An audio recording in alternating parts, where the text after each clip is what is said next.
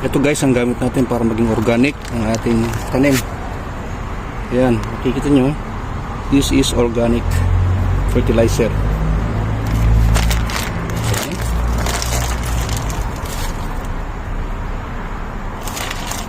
Wala tayong mga konti lang.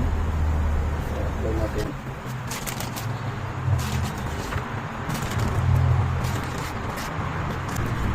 And then, tabunan lang natin. Ayan. So, make sure na 3 to 4 inches away para hindi mabulok ang ating pananim.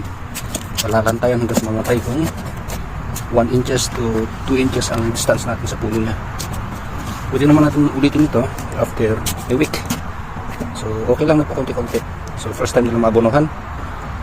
Hiningin ko sa kapitbahay, naka-recover na sila.